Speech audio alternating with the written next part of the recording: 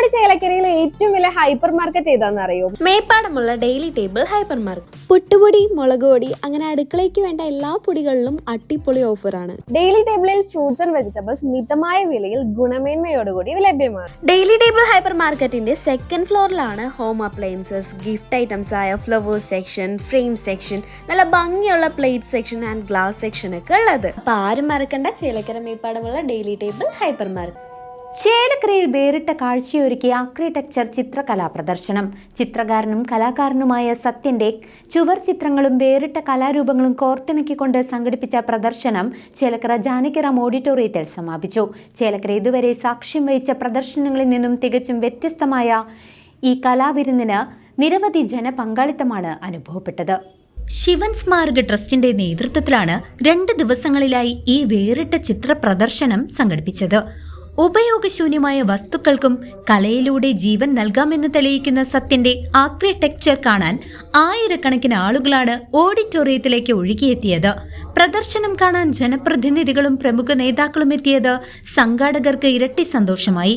K Radhakrishnan MP, Saji തുടങ്ങിയ രാഷ്ട്രീയ സാംസ്കാരിക രംഗത്തെ പ്രമുഖർ പ്രദർശനം സന്ദർശിച്ച് സത്യന്റെ കലാസൃഷ്ടികളെ അഭിനന്ദിച്ചു.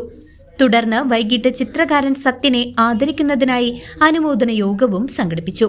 കെ രാധാകൃഷ്ണൻ MPയും മറ്റ് പ്രമുഖ നേതാക്കളും പങ്കെടുത്ത യോഗത്തിൽ പ്രദേശവാസികളടക്കം നിരവധി പേർ പങ്കാളികളായി.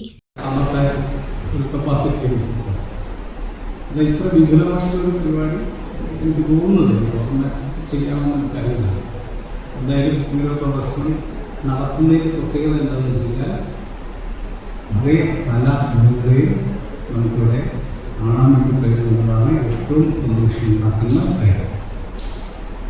പറഞ്ഞ ഒരു സാഹചര്യം നമ്മുടെ സത്യനെ പ്രത്യേകമായിട്ട് അഭിനന്ദിക്കുന്നു. സത്യൻ ചെറുപ്പത്തിൽ വ്യത്യസ്തനായിരുന്നു എന്നാണ് എൻ്റെ ഒരു തോന്നൽ. ഞങ്ങൾക്ക് ചെറുപ്രായത്തിൽ തന്നെ ഒരുമിച്ച് ചിരിക്കുന്നുണ്ട്. ഞാൻ എന്താ പറയാമെന്നൊക്കെ ഞാൻ പറയുന്നില്ല. അപ്പോൾ സത്യൻ ചെറുപ്പത്തിലെ ഇവിടെ പറഞ്ഞല്ലോ, കൃഷ്ണേട്ടനോടില്ലേ, കൃഷ്ണേട്ട ഞങ്ങളെയൊക്കെ എല്ലാവരും അതിൻ്റെ എല്ലാം നെടുമ്പുകളായിട്ട് ശിവൻ കൃഷ്ണമാഷുണ്ടായിരുന്നു, MN ഉണ്ടായിരുന്നു.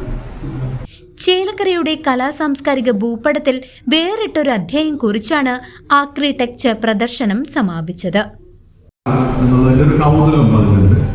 മറ്റൊന്ന് സത്യം പറഞ്ഞത് വളരെ ശരിയാണ്. ഇപ്പോൾ ആഗോളമായി തന്നെ ഈ ശില്പ രചനാ സമ്പ്രദായങ്ങളുണ്ട്. ഈ പറഞ്ഞ സ്ക്രാപ്പ് ആർട്ട് എന്ന് പറയുന്നത്, അതുപോലെ ഈ ജങ്ക് ആർട്ട് എന്നുള്ള പേരിൽ ഒരു സമ്പ്രദായം തന്നെയാണ്. ഒരു പെട്ടെന്ന് കാര്യമൊന്നുമല്ല, അത് എത്ര കാലമായിട്ടുള്ളതാണ്. 10-20 കൊല്ലം, നമുക്കിപ്പോൾ 20-25 കൊല്ലം മുതൽ തന്നെ ഈ ജങ്ക് ആർട്ട് എന്ന് പറയുന്ന ഒരു പ്രത്യേക ശില്പ നിർമ്മാണ സമ്പ്രദായം തന്നെ. ജങ്ക് ആർട്ട് എന്ന് പറയുന്നത്, സ്ക്രാപ്പ് ആർട്ട് എന്ന് പറയുന്നതിൻ്റെ ഒരു മലയാളികളുടെ രൂപമാണ് നമ്മൾ ആക്രി എന്ന് പറയുന്നത്. News desk CCV.